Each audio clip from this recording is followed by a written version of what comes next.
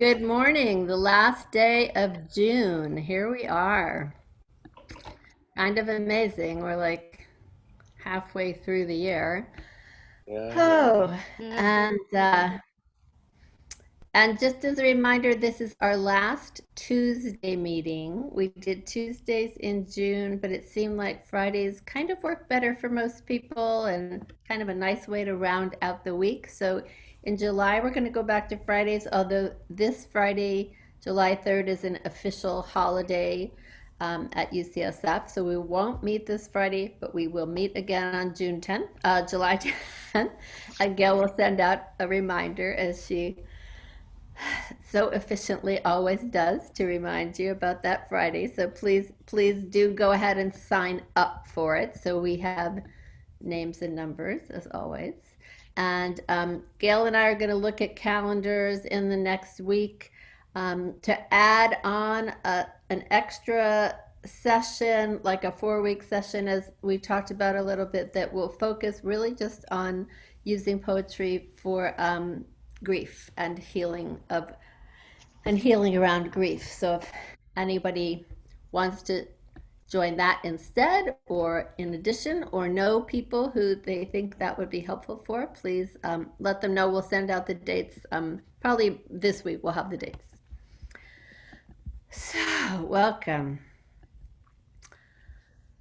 Oh, I need to take some deep breaths this morning because I was running around before this class and it's like, oh, I'm going to be late for school. So, good morning. Welcome.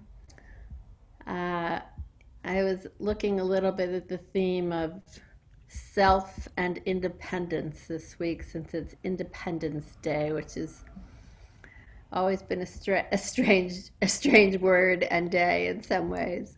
Um, but let's go around and do our introductions, just who we are, our name, where we are sitting in the world right now, and maybe just a sentence about what does independence mean to you?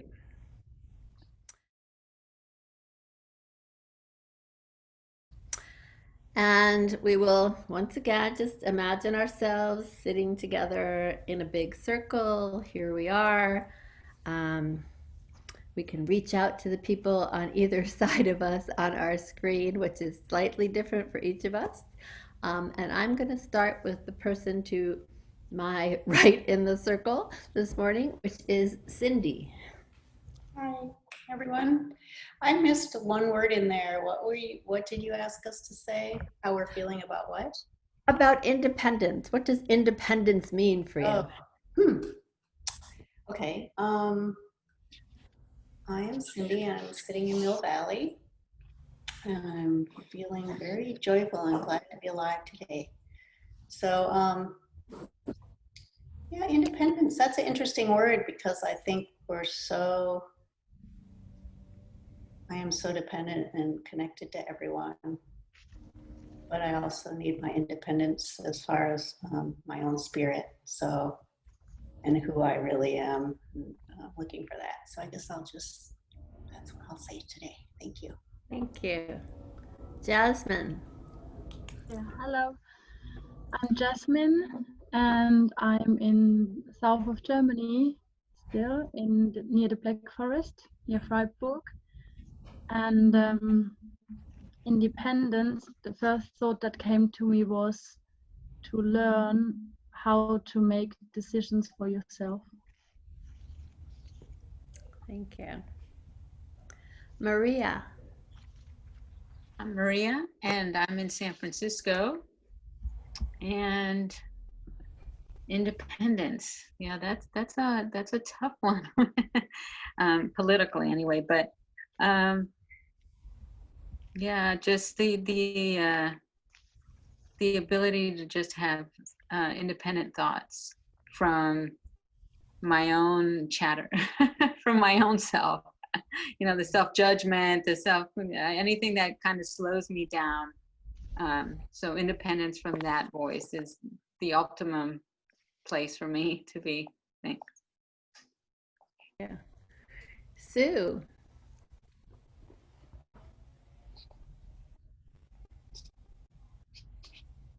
Okay, take two. Hi, I'm Sue, unmuted, and I'm right outside Stockholm, Sweden. And independence is, for me, I feel both it's knowing, following my heart without pre-checking in on how that's going to be for everyone else. And then part of me coming from Boston thinks independence is knowing when it's time to throw tea in the harbor.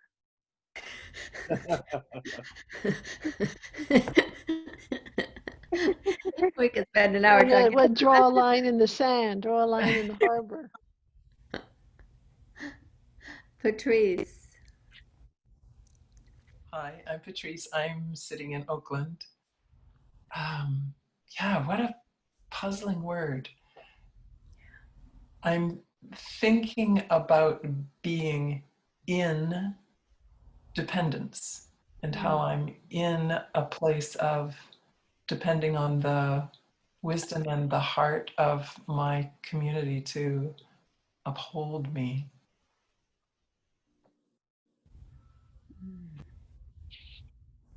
Thank you. Jim. Hi, I'm Jim. I'm in San Francisco, and I wrote down independence, the freedom to see oneself in others. Yeah. Eric Poche. Hello, my name is Eric. I'm in Vallejo, California. Independent. I keep thinking, because I'm getting older, how important it is to feel that my independent thinking, which I really value, is really uppermost for me. Not necessarily physical independence, but the independence to think and to question and to decide for myself how I feel about what's going on in the world now, you know. So. Thank you. Wendy. Hi, I'm sitting in the pathway of my landlords in Bolinas, California. And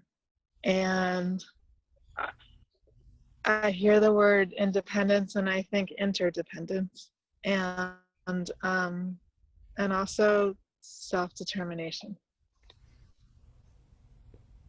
Thank you. Thanks. Eric Millerin. Hi, I'm Eric, and I'm here in San Francisco. And when I think of the word independence, it brings up my sort of figuring out my new role in the world, living without my husband of 32 years, who died on January 1st, and trying to figure out all the things I need to do to make life work, being by myself, because we were a team for 32 years, and it's a big adjustment to being on my own and having to do all the things that you need to do to keep a house going and just be in the world. So I'm getting there slowly but surely.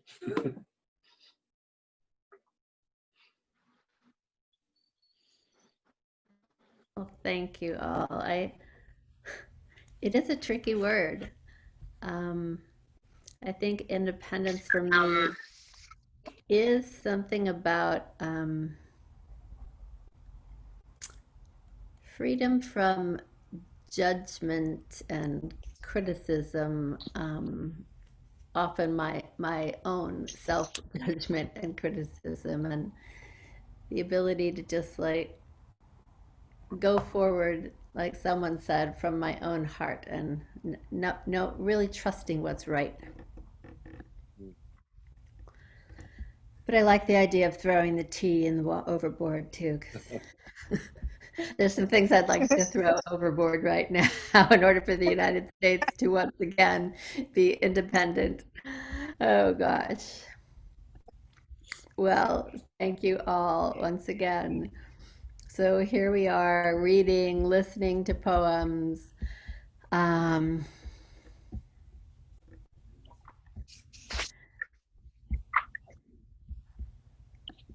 so this is David White is someone who I just love his poems. I love his voice. If you don't know his poetry, check him out. Um, Especially if you can get an audio tape of him. He's originally from Ireland and just has one of those lilty, deep Irish voices that is just amazing to hear him. So this poem is called Start Close In. And again, just listening for the ideas or the words, the concepts that resonate with you. Start close in. Don't take the second step or the third. Start with the first thing, close in, the step you don't want to take. Start with the ground you know, the pale ground beneath your feet, your own way of starting the conversation. Start with your own question. Give up on other people's questions. Don't let them smother something simple. To find another's voice, follow your own voice. Wait until that voice becomes a private ear listening to another. Start right now. Take a small step you can call your own. Don't follow someone else's heroics. Be humble and focused. Start close in. Don't mistake that other for your own. Start close in. Don't take the second step or the third. Start with the first thing, close in, the step you don't want to take. Start close in. Don't take the second step or the third. Start with the first thing, close in, the step you don't want to take.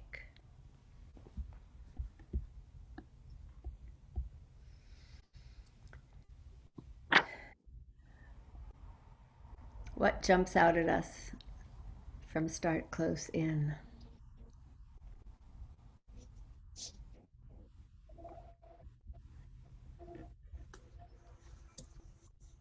Give up on other people's questions.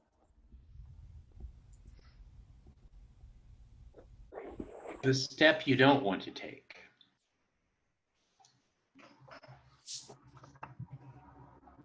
I like the bit about the private ear. Uh-huh.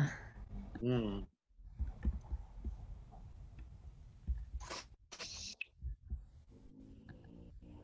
Your own way of starting the conversation. I like.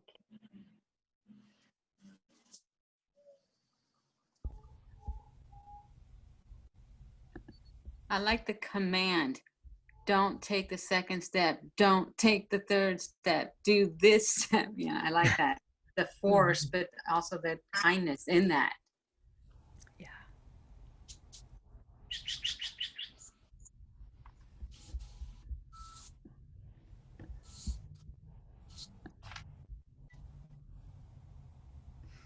I like the relationship to independence of don't follow someone else's heroics.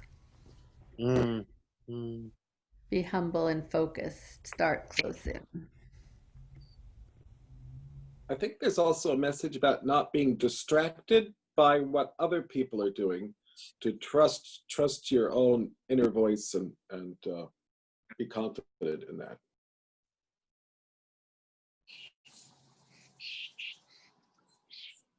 I like how it says about starting close in, right here around you right now, not with some giant, I don't know, parade. It's right here and close into you Mm-hmm. where you'll find the step to start with. Yeah.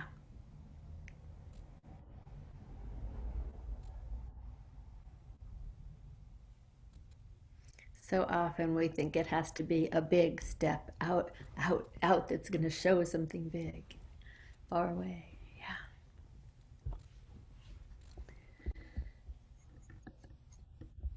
So let's use as a prompt either start close in or to find your own voice, dot, dot, dot, or any other phrase in the poem that just really sticks for you. And if you want to put yourself on mute while you write, that's fine. And we will write for 4 minutes.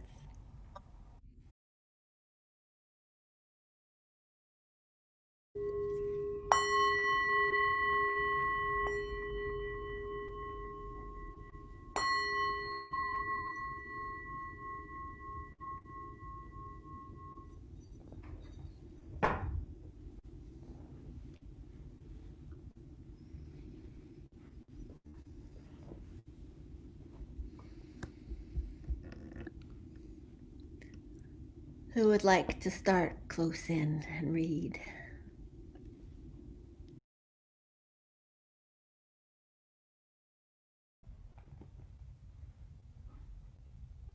So I'm going to read a poem by another Irish poet, John O'Donoghue, called On Waking.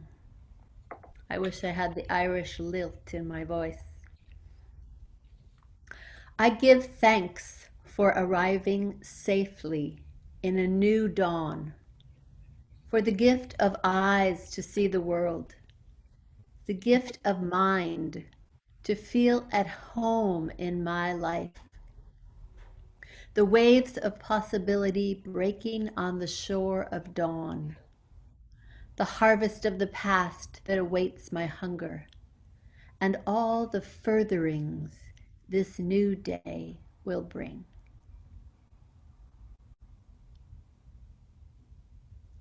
I give thanks for arriving safely in a new dawn, for the gift of eyes to see the world, the gift of mind to feel at home in my life, the waves of possibility breaking on the shore of dawn, the harvest of the past that awaits my hunger, and all the furtherings this new day will bring.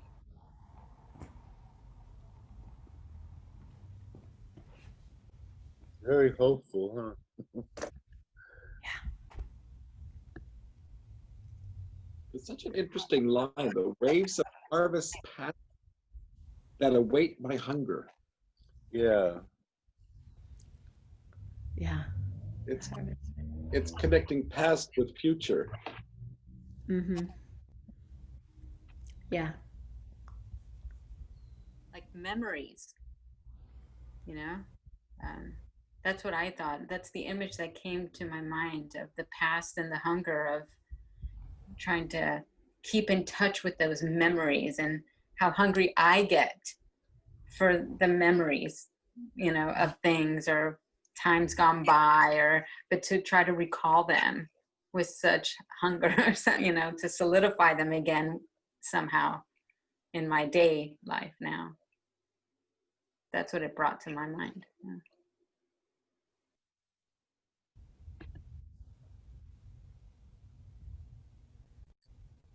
And I'm always curious about this word furtherings, the furtherings that this new day will bring. What do you think about it? Well, it's just a different way of looking at the future to me. I mean, a different word, a word that I would never use to think about going forward. I think there's some sort of implied growth in the word furtherings, um, moving and growing.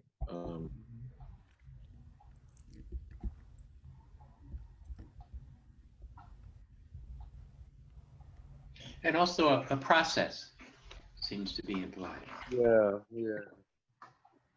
An optimistic process, yeah. Yeah.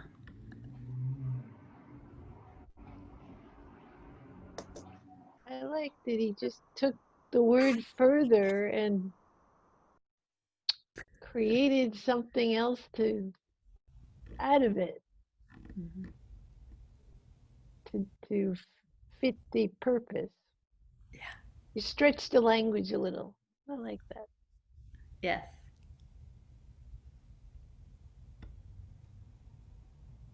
It's a lovely line to the one to feel at home in my life. Mm.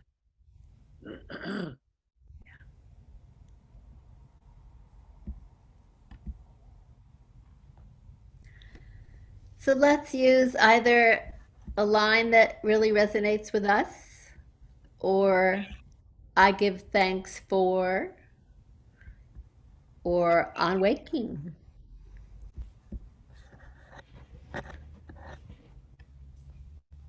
And we will write for 3 minutes.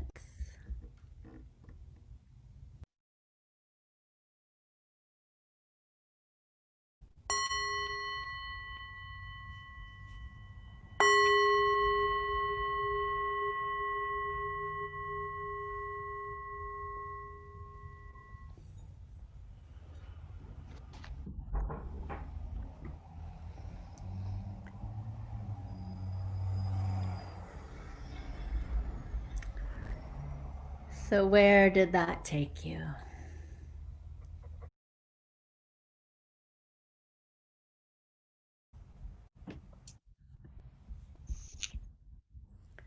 I'm going to close with a poem called Independence by a poet who I had not read before. Her name is Neela Nath Das, and I'm not sure exactly where she's from.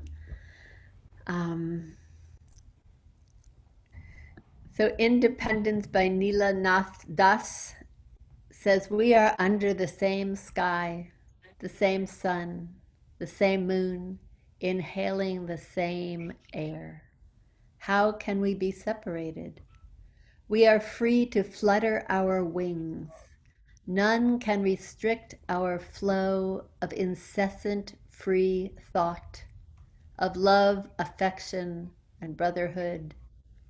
Let us celebrate our independence with a party tinged with freedom." Mm. So, on that, as we approach what we think of as our Day of Independence in the United States, maybe a life of freedom that we pray for all peoples, which doesn't quite seem to be happening on the earth, but we still hope for it. Thank you all for your amazing thoughts and words and ideas and love that just comes through this screen and at this amazing way together each week.